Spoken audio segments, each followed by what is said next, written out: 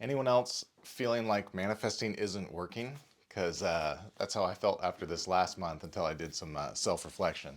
I put some pretty aggressive goals out there in July, and I didn't I didn't hit them. So at least not that I know. There's also the potential that something happened that triggered an event that leads to that goal that I just haven't seen yet. I'm open to it, or it's not in God's time. That's fine too. So I looked back. I firmly believed I've been doing this walk with manifesting manifestation for a year and a half now, or something around there, and read 3 books, tons of hours studying. I've got a couple mentors. So, anyways, I love it. I have seen some results, but last month I went aggressive with the goals and didn't hit it. So, I firmly believe, just on my opinion, that manifesting isn't about doing something or learning a technique, or it's about removing the things that are slowing you down and blocking you. And I had to look at, like, oh, it's not working. Well, why is it not working? It's just me interacting with the universe and me interacting with God. So obviously I'm missing something, or I didn't do something, and I know what that was. So for a long time, the last 6, 7, 8 months or whatever, I've been gratitude journaling in the morning, and then I've been meditating, and then I've been making a strong effort to think positively. And like that, I'm a very naturally kind of prone to negative thinking, and I think all humans are. I think it's built in us to survive. You can't walk around, thousands of years ago, however long that is, and just completely think positive all the time. You have to develop a sense of skeptical thinking and paranoia. Otherwise, someone's going to take advantage of you, or an animal's going to eat you. So I think that's why that's built into us. And some of us have stronger survival instincts. I don't know, more in touch with that, whatever. But I spent a lot of time deprogramming that. And I let my guard down in July. I stopped gratitude journaling. I stopped making a strong effort to positively think. I spent more time in fear, and not just spending time in fear, but letting the fear thoughts root, because the thoughts try to come in throughout the day. Hey, this unknown event in the future?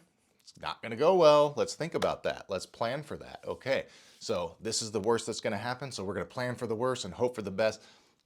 That is not a healthy place to live. I did that for 20 years and it didn't end well. It ended with fear and anxiety. So for about 6, 7 months, I practiced the other side of not letting those negative thoughts root, because you can't really control what comes in, it appears, but you cannot let it root. And by root, I mean dwelling on it and letting it really sink in and planning accordingly and all that type of thing. So but I did notice after about 3 weeks, when you first start trying to retrain your brain to think positively, it's like exhausting and it's overwhelming and it's scary. You're like, I can't live like this forever, where every 10 seconds I'm having to say, no, hey, where's my happy place? Where's my positive thought? Let's do gratitude. And it was literally that intense. After 2 or 3 weeks of that, it gets easier. And all of a sudden, there isn't as much negative coming in. And it is easier to identify and squish it, because you're now spending more time in the positive. The negative is very disgusting once you get used to being in the positive, and it sticks out like a sore thumb. And you're like, oh, I can't believe I said that. I can't believe I thought that.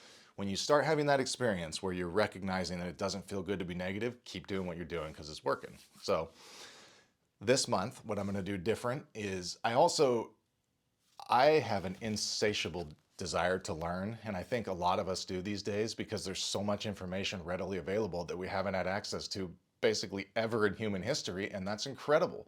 You can go on YouTube and learn from, like, a Dr. Jordan Peterson or Andrew Huberman or Rhonda Patrick, or people that you should be spending 5 grand an hour to meet, and they're booked 6 months out, and you can get endless content. So I can get addicted to absorbing content. And what that does is that takes me out of my heart and into my head.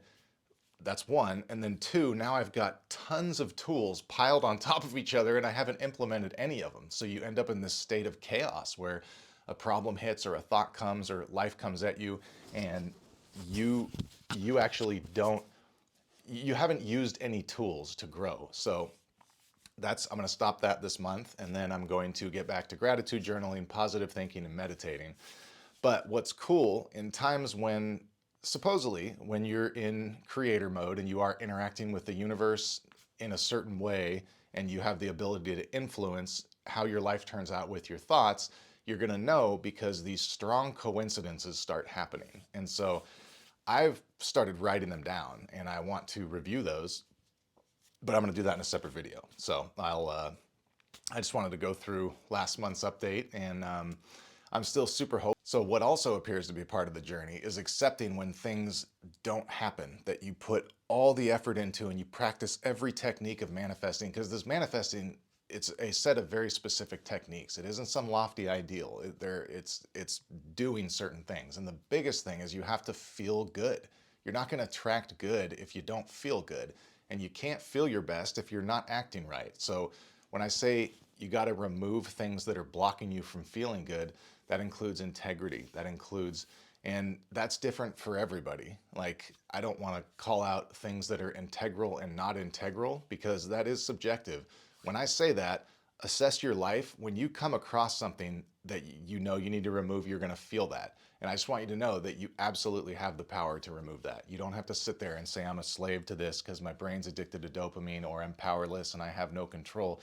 You can take control of any part of your life you don't like and fix that, or parts that you do like and amplify that. And doing those two things is going to get you feeling your best. And when you feel your best, you think your best. And when you think your best, you're interacting with reality at a higher level and you're getting good coming back. And so my focus this month is less in my head about techniques of manifesting, because they're basically second nature at this point. I've taken in, I don't even want to, it's embarrassing the amount of hours. And so I'm going to get out of that and spend time, in my heart, feeling good, helping others, disconnecting from life and diving into the world with my kids, and just, doing stuff that makes me happy, going to the river.